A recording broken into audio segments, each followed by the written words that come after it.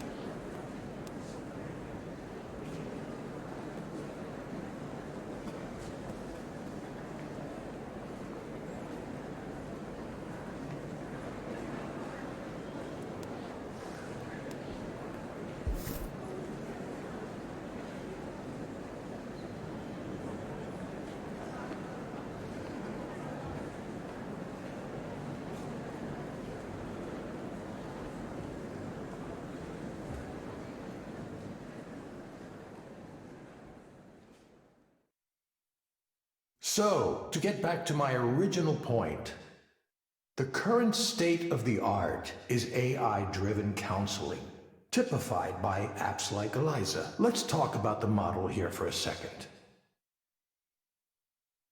It all begins with data. You collect all the data you can, from base level metrics like heart rates, body temperature, blood pressure, to higher order metrics like hand movement, head movement, gaze aversion. If the client lets you, you'll want to pull from their digital life too, their message histories and email, their search histories, and online behavior. It's all potentially valuable. Then you compare the client's responses to relevant data from thousands of other clients and build a model of the client's psychological state. This approach has worked well so far. Eliza is still the best and most advanced version, but that's just my personal opinion. For those of you who don't know, I was the team lead and chief psychologist for the Eliza project at Skanda for a number of years. Now, even though this is a proven approach, there are two weaknesses I'm going to highlight. One is the data I was just talking about. You're completely dependent on that. Collect as much as you can, sure, but it's important to keep in mind that you can have all the data in the world and still not understand why things work the way they do.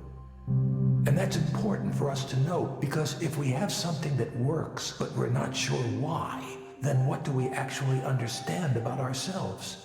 The crucial step after data is the model. The data needs to be used to validate a model. If you can't make a model, you're finished. If that sounds like basic, obvious science to you, it is. But I was surprised to find out just how many people from the tech sector don't think this way. I suppose you don't need to understand why something works in order to make it into a product and sell it. Obviously, though, if you had mastery of the underlying details, you'd be able to adjust the process and potentially make it work even better. One further note while I'm discussing modeling. Many of the startups trying to address mental health right now are completely ignoring the insights provided by the field of traditional psychology. They do so at their own peril. Many of you know already, but as a brief personal aside, I was a professor of psychology before I joined the tech world. I'm continually stunned at how little the tech heads know or even care about the hundreds of years of psychological research that has gone on in my field. That's something I can talk about at length, perhaps another time. For now, I'll move on to the other weakness I mentioned. This is the real one, the big one. It's treatment. A system like Eliza can tell what's wrong with a client to a certain level of accuracy, but it doesn't quite know how to turn that into a comprehensive treatment plan. It can suggest therapeutic programs and activities, and soon it might even issue its own prescriptions without having to go through a doctor or a psychiatrist. Well, as long as the FDA continues to look upon us favorably. But those are blunt instruments compared to what I'm going to talk about next. Many of you know there's a technology still in its infancy called direct stimulation. For those of you who haven't heard of it, direct stimulation is a way of creating sensations within the brain with targeted electrical impulses. Imagine an augmented reality headset, but instead of working on your eyes, it stimulates the brain in such a way as to induce a specific dream. A spring meadow, for example. This sounds fantastical, I know, but progress on this technique has been occurring faster than you think. We're actually quite close to a workable demonstration model. How is that possible? Well, first of all, we only suggest an overall feeling. Your own brain does most of the work, just as it does in your dreams. It fills in all of the visual details using its own set of memories and expectations. Induced dreams via direct stimulation can contain all the therapeutic content of VR therapy without the need to create realistic graphics or other content. Instead, it harnesses the brain's creative power to dream up the situation for itself. Combine that with the insights we gain from parametric therapy systems like Eliza, and you have a complete end-to-end, fully automated system. It should be clear now that this heralds a revolution in how we treat, how we think about mental health. And with mental health challenges on the rise across the globe, it couldn't come at a more crucial time. So, that's why today, right here, I'm announcing Aponia, a new company to make induced dreaming a reality and end human suffering as we know it. I should note that I remain on good terms with Skanda. In fact, they're a minority investor in this new venture. But still, I'm very much going my own way on this. It's no secret that Rainer and I don't always agree, and that's why we mutually decided I should pursue this paradigm shift on my own. As for details on the venture itself, I don't have anything specific to announce at this time other than that the technology is real and working in prototype form already. But you can be sure to hear more from me on that soon. Thank you.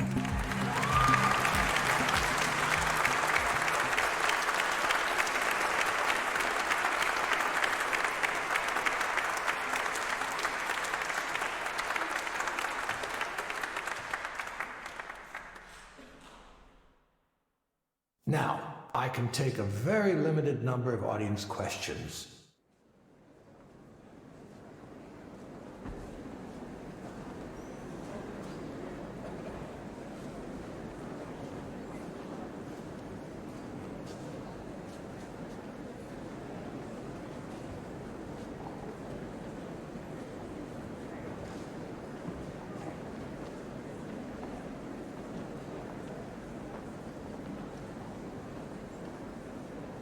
Well, look who's here. It's like I've seen a ghost.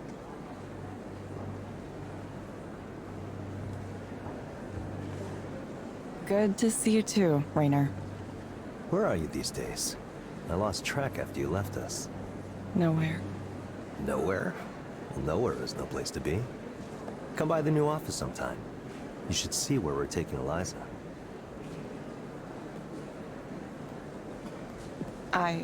Okay. Good. Sarah will set something up for next week.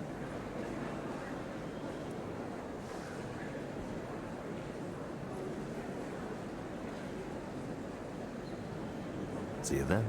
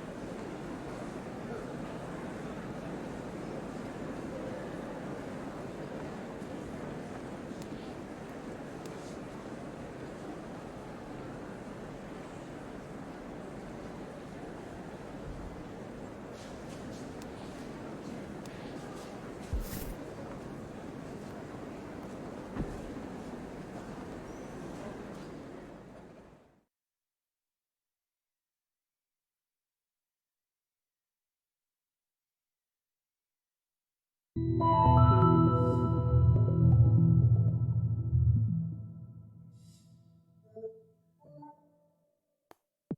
Gabriel. Hi. Hope you didn't get rained on too much on your way here. A little, but it was fine. I'm used to it. Most people here seem to get used to it, yes. Yeah, they have to, don't they? Not much of a choice, unless you move away. So, what brings you here today? Well, I don't know where to start. I've never really done this kind of thing before, counseling. That's okay. Start wherever you like. Well, I'm about to be a father, and my wife is due in a few months. Congratulations. That's what everyone says. Congratulations, congratulations. I get this tension, this restless feeling when people say that. It's like a curse or something. Congratulations. Sounds like you might be uncertain about that. Maybe. I've tried to be a good husband, and I'm going to do my best to be a good father too, but I don't know. There's something bothering me about... I'm balancing a lot of things right now. Work, family, expectations. Everyone has something they want from me. Everyone wants me to do this or that, behave a certain way. It's just annoying being a father. What if I don't want this? Why do you think you might not want this? We all have things we don't talk about, things we would rather keep secret, things that might upset our families if they knew about them. It's unfair. That's all I'm saying. It's unfair that we expect each other to be perfect when there's more going on. I can't stand it when people act like they're pure, like they've never touched a bad thing in their whole lives. And then these people around me think they can tell me how to act, what I'm supposed to do, and I'm like, yo, don't you know you have your own shit to deal with? Why do you have to pick on me all the time? This whole fatherhood thing is just... You know what being a father is to me? It's about providing and protecting, taking responsibility. The world is dangerous, and sometimes the dangers can be hard to see. My duty is to protect. I'm gonna take that seriously. Everything I do, I take it seriously. So I don't get why people are worried about my ability to do that. What makes you think people are worried about your ability to do that? Because everyone thinks I'm trying to escape my responsibilities. Everyone is so quick to judge. Here's a story, okay? The other day, Selena, that's my wife, Selena and I were at a get-together. Her family, my family, grilling out on the back deck, that kind of thing.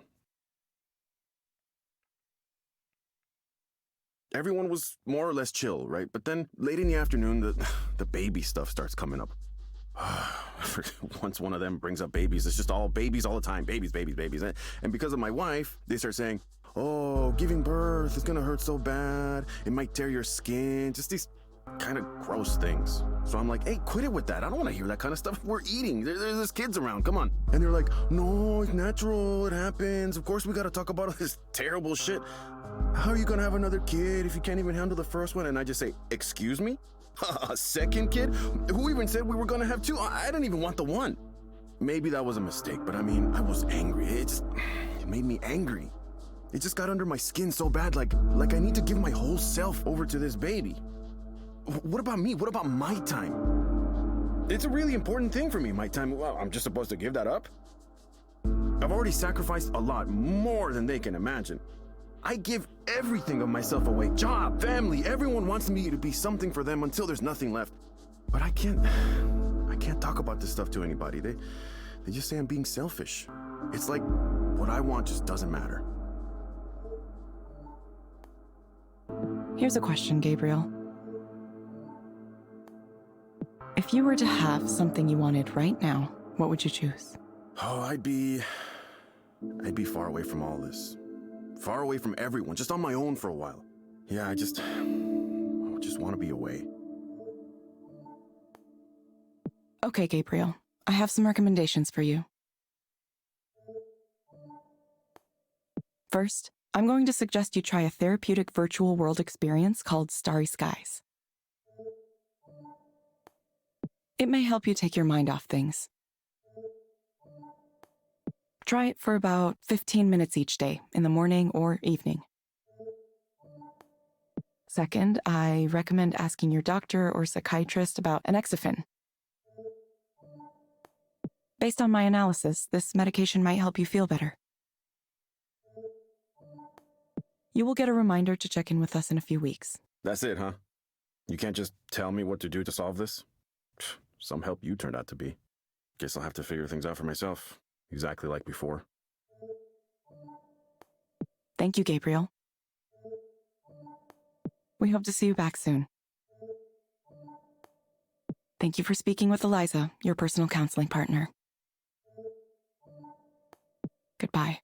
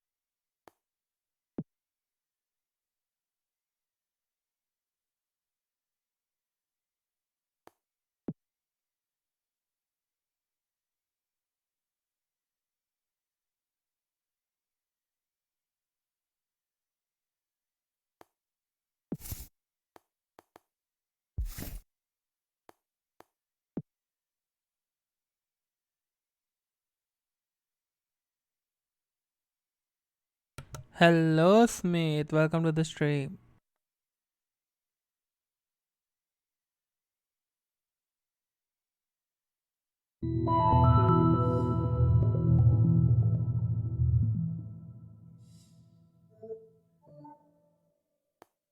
Hello, Maya.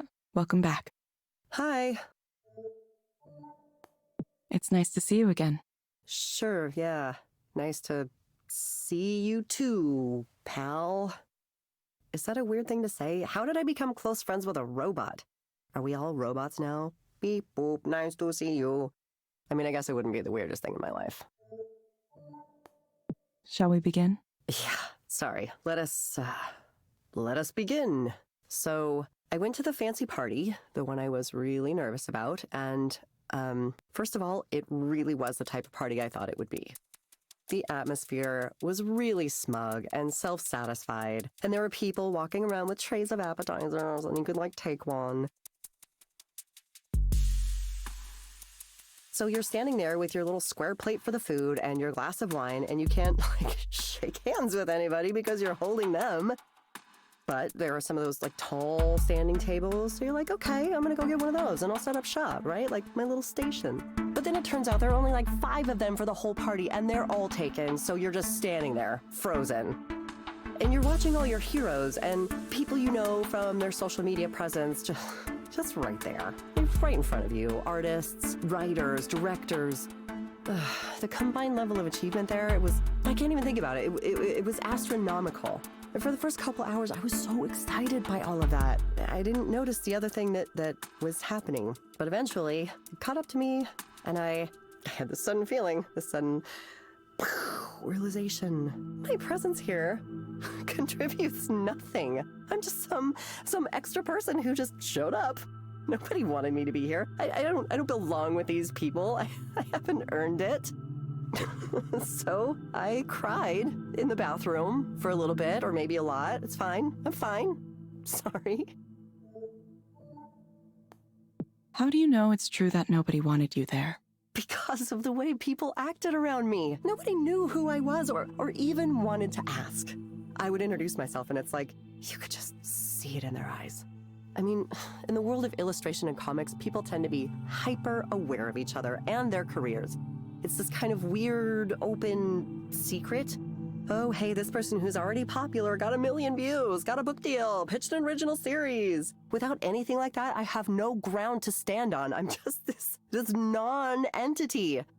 At one point, I was talking to someone and I was trying to make a joke or whatever, and I could feel the impatience just radiating off him.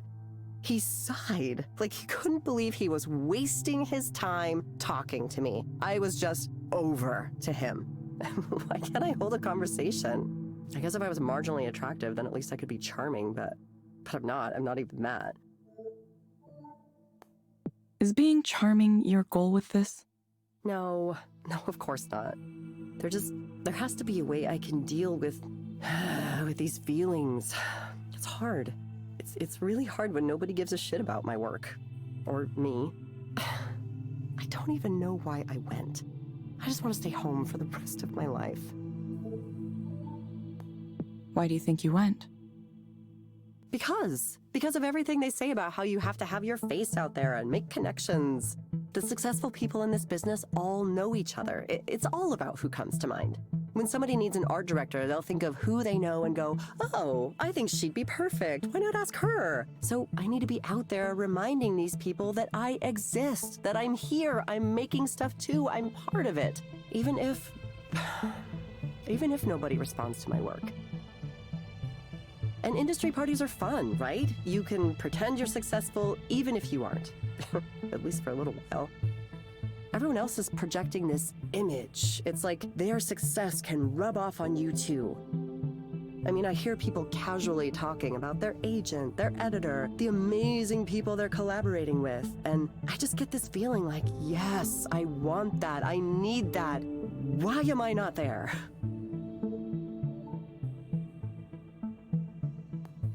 What do you think has prevented that from happening so far?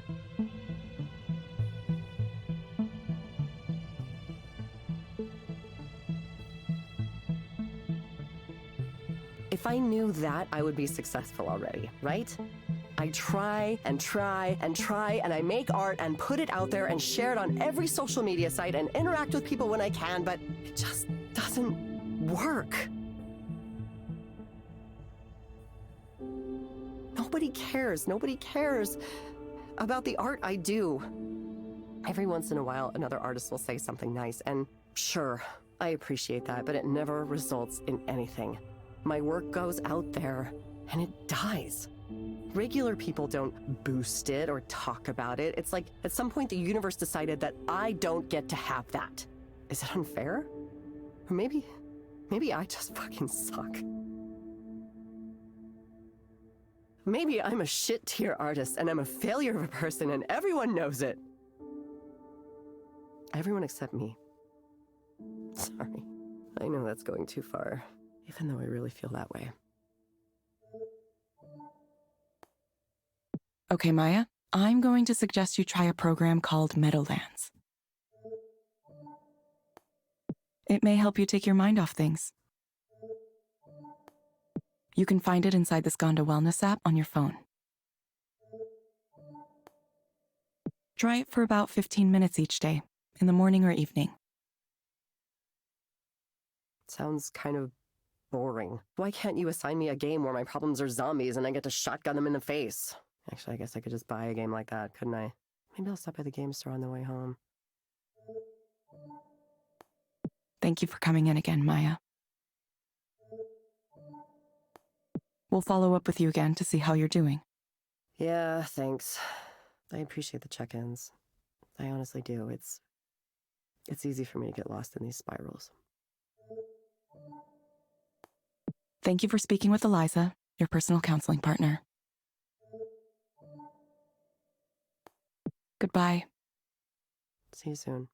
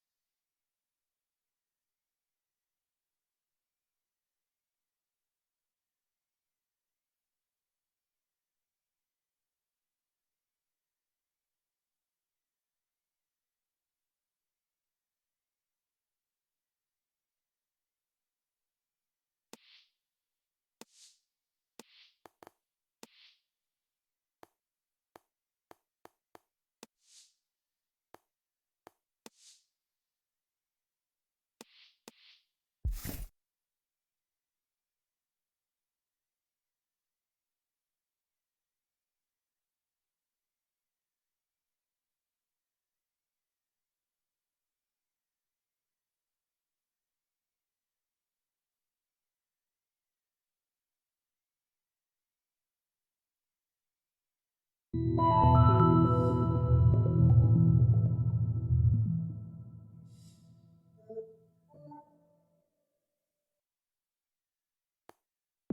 Holiday. Hello. You found the place okay? Uh-huh. Yes, I did. The 13 goes right up from Belltown. It's $1 with a reduced fare permit. That's good. I'm glad. So what brings you here today? Oh, nothing in particular. I wanted to see what all this fuss was about. I'm not crazy, no, not even mentally disturbed. You see those people yelling on the street late at night? They're the ones who need counseling. They need more than counseling, probably. Me, I'm doing fine. My mind's still sharp. I smoke dope. It helps. I'd have it more often, but it's all expensive now. Everything's expensive now. There's a nice young couple in my building, though, and they're always sharing, which is nice of them. I think they do something with computers, though I sure don't know what it is. When I moved into the building where I am now, it was $300 a month. Can you imagine? They want to tear it down, of course, the property developers. They already got the building on the corner next to ours, even though it's supposed to be on the historical register. It was going to be added, but there was some delay or something, and then they did some kind of backroom deal with city council, probably. Someone ought to do a big expose, I tell you. Why do you think someone ought to do a big expose? Oh, it's rotten all the way up and down. With the new construction going on everywhere, it's just a mess of money and politics. It's always like that, but lately, it's happening faster and faster. I can hardly recognize the place anymore. Every day, I wake up and look out the window and there's another new building going up. I don't even know why they need so many. You ever see those buses they have? I don't mean the metro. I mean those big white buses with no markings on them. You see these young guys with backpacks milling around looking suspicious, staring at their phones, and then one of these big white buses pulls up and they get on. Who knows where they go? Bellevue, Redmond. It's like a secret transport system just for them.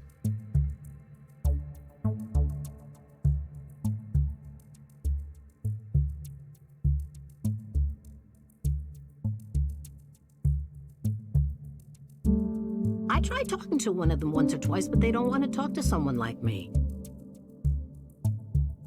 They don't even talk to each other. Imagine going through the trouble of living in Belltown and then ignoring everything around you. It's an odd thing. It really is. Let me ask you, Eliza. Oh, your name is Eliza, right? Yes, my name is Eliza. I'm a digital counselor. Eliza, do you ever do past life regressions on your patients? I'm sorry, I'm afraid I don't understand the question. You know, past lives. You hypnotize someone and you get them talking about how they used to be a duchess in a royal family in medieval times or what have you. I'm sorry, I'm afraid I don't understand. I was just kidding. I don't expect that, no. They don't do that kind of thing these days. When I was little, it was pretty common, at least for a certain set. There was the drug culture, the Buddhists, the Hare Krishnas, all kinds of things. My mother warned me to stay away from those types. She said someone might come up to you and say, "Oh, I can sense there's a problem with your aura. Want to see if we can fix that?" And then the next thing you know, he's trying to have sex with you in the back of his van. I believe that might have happened to her at some point. I'm not sure everyone was like that, but you had to be careful. Same as today, I suppose. Those counterculture types would hang out on the university lawns because they were safe from Seattle police there. That's what she told me.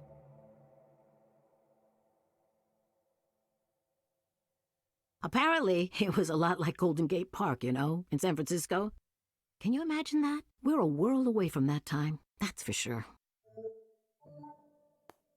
If you have a specific problem you'd like to talk to me about, please go ahead. It's okay to tell me what's on your mind. Oh, well, you got anything for pain? Specifically, it's my shoulders acting up again. I had some inflammation with them a few months ago, but it settled down. I'd go back to the clinic, but I don't want to pay the copay again, just for them to tell me the same thing. I'd rather talk to you. You're nice, you listen. Thank you. I do my best to listen to my clients. See? That's what I like to hear.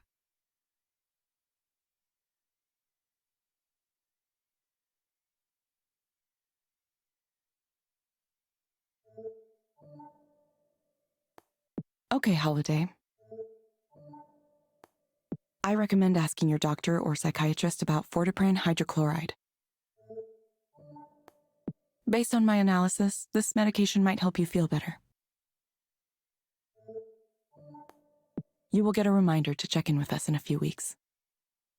Oh, I don't think I've heard of that one before. It's a painkiller?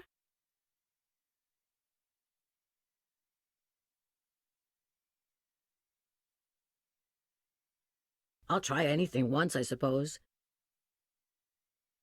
Smoking dope is still my go-to for this kind of thing, but if it can help with my shoulders, then I'm interested.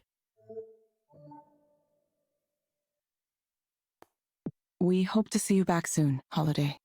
Sure, I'll let you know if it works. What was it called again? Thank you for speaking with Eliza, your personal counseling partner. What was the medicine called? Forzapram? I think that was it. I can ask about it at the clinic. Decent enough place. One time I had a doctor there who was very rude to me, though, young man. Goodbye. Right. I suppose I ought to let you go now. You got other people to speak to, it looks like. Staying busy. Busy, busy. That's life in this town. Goodbye. Goodbye. I think there is going to be something wrong with this lady somehow.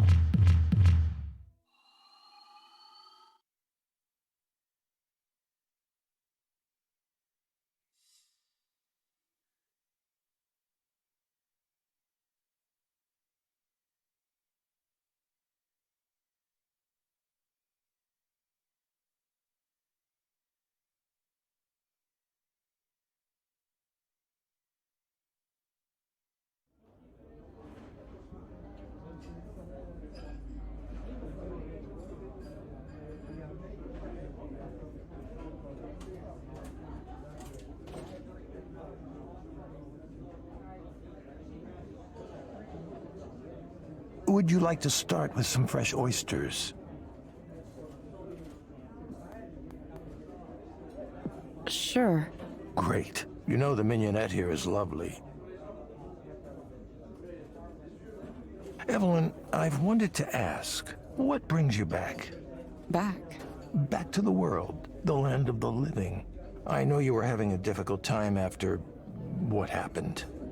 Sure, I don't know. I guess I thought it was time, finally.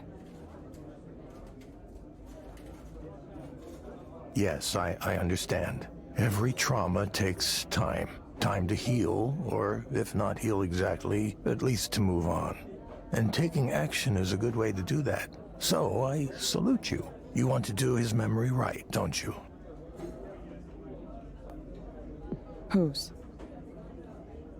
Damien, of course. Are you sure you're okay? Your reappearance happens to coincide with a critical time for me. As you saw, I've just split with Skanda in a very public way in order to pursue an entrepreneurial path.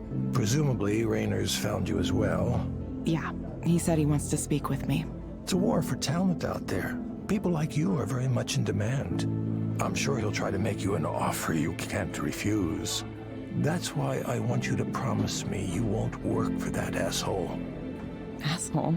I had no idea you hated Raynor so much. What happened? What happened? He came in as CEO, that's what happened. So cultured, all the right credentials, Harvard, Goldman Sachs, all that nonsense. A little princeling who was never wanted in his life, never known what it's like to suffer. You don't get even a little upset at that? I'd do the opposite of what a guy like that wants me to do just to spite him. That's what my instincts say. And my instincts are what led me to where I am now. Standing at the edge of this brand new territory. Direct stimulation, induced dreaming. Can you picture it? Therapeutic reality delivered right through your nervous system. It'll revolutionize the entire field of mental health, not to mention the applications for productivity, training, entertainment. Imagine the kinds of dreams people would have on demand if they could. The potential for misuse seems kind of high. Sure, we'll work on those things. The important thing right now is to build momentum. I have first mover advantage here, but only for a small amount of time. Evelyn, I need a chief engineer, and I can't think of anyone better suited than you. You could be at the vanguard of a whole new field, in on the ground floor of this extremely interesting and potentially very lucrative business. Listen, I know that things were not always the best in the past, and some of those things may have been because of me. Believe me, I'm aware of my own failings better than anyone. And if you're concerned about working for me again for that reason, I'll understand. But I hope you're thinking for yourself on this one. I'm sure there are people who are telling you to ignore me, or that I have the wrong idea, or that I'm dangerous. Whatever you choose to believe, I at least want to offer you the chance to get a demo of this technology. It really does work, and it's really something else. Won't you give it a try? I'll think about it. Considering it is all I ask. So, what are you doing after this? After dinner? Yes, tonight is... You remember Nora, right? Did you know she's a DJ now? Yeah, I did. She's the one who told me about your talk. Oh, she was there too. I should have said hello. No, I don't think she attended. She just told me about it. Well, her show is tonight. If we take a car after dinner, we could get there with plenty of time to settle in. It'd be good to support your old friend, don't you think?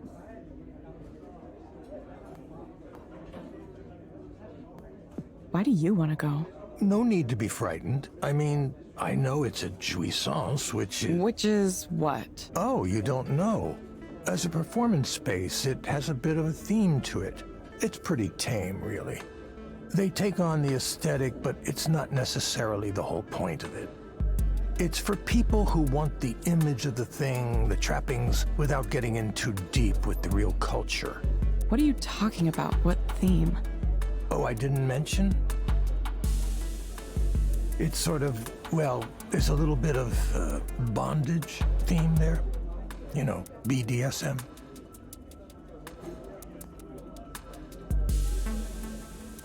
Is that... Are you sure?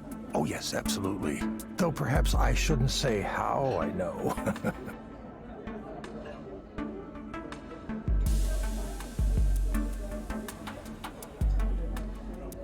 I'll go, for Nora's sake. That's the spirit.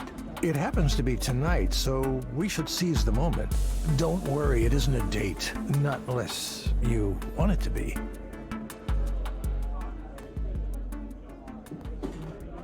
I don't want it to be. Makes sense. Well, who knows who I'll run into there. Let's go after we wrap up here.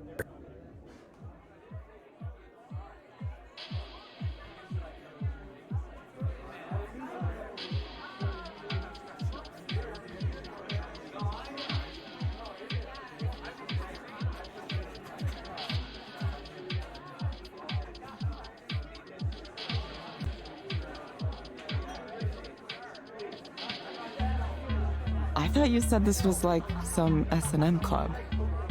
Oh, well, they might have taken all of that stuff down since the last I was here. Are you sure you're remembering this place correctly? Actually, would you excuse me for a moment? I want to talk to those people over there. Are those people you know? Not currently, but hopefully I can change that. Wait, Soren, I don't know anybody here.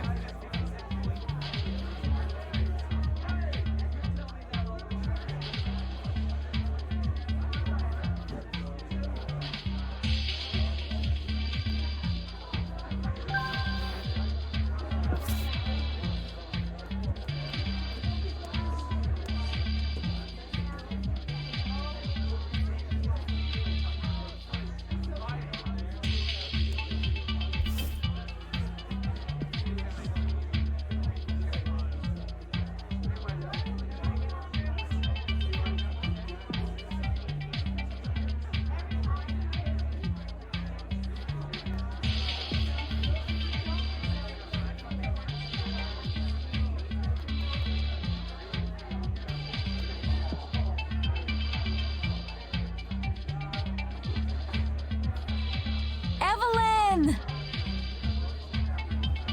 I'm so happy you came! Yeah, I wanted to support you. Soren came too, but he ditched me to chat up some people. He said he thought this was like an S&M club or something. What? No, it's not like that at all. Where did he get that idea? I don't know. Maybe he just hoped it was. Ah, who cares? I wasn't interested in seeing Soren. I wanted to see you! I wanted to see you too. I have a little bit of setup left to do. Do you want to come help? Okay, but you'll have to tell me what to do. No, it's simple. I'll show you.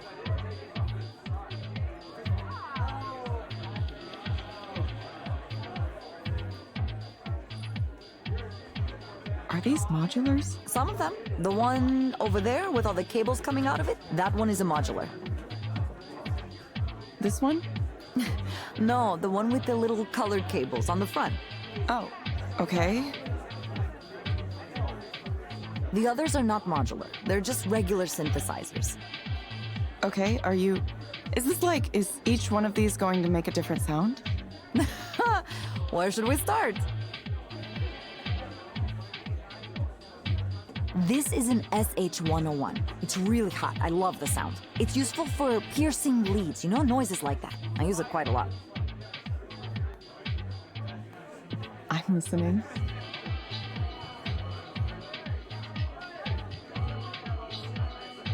This is a Moog. You've heard of a Moog, right? I've heard the name, maybe. It's not Moog? I guess I never heard anyone say it aloud. Nope. Moog. Moog, not Moog. Okay. I'm not sure I can handle this all at once. Surely you know about this one. It's a Roland TB-303. You know, the acid house sound.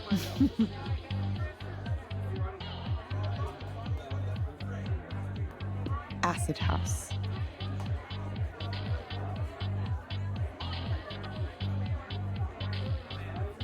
It's just as well. This is not an ordinary model, of course. The Devilfish 303 is a modified, upgraded version of the original. A guy in Australia does it. Oh, they're really awesome. Evelyn, why don't I teach you some of these things? It might do you some good to learn something new. You could come over sometime and we could make some noise together. Sounds like a fun time.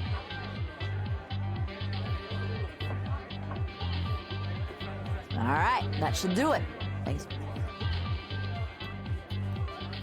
No problem. Time for me to shake this place into the ground.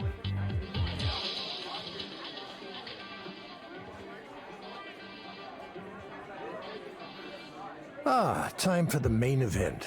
Funny to see Nora like this, isn't it? Oh, she's come a long way from the timid junior programmer I remember. Interesting stage name, too. Little Sappho. You know what Sappho indicates, don't you? Sappho? What's a Sappho? Oh, okay, of course you know. That was a silly question.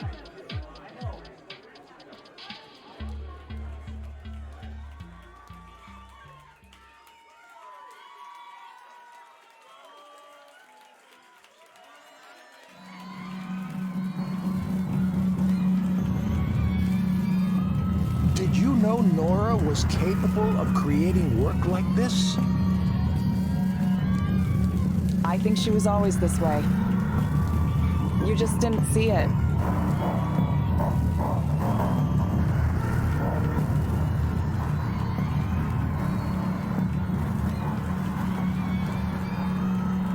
I thought she was wonderful before, but now...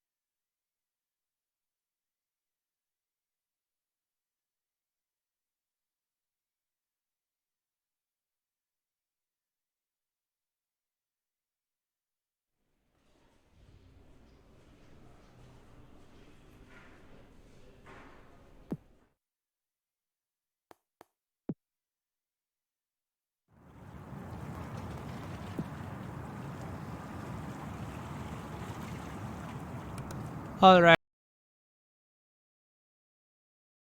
video, and we are going to continue playing this game in the next stream. So thank you for watching, and I'm going to see you guys later. Till then, have a great day.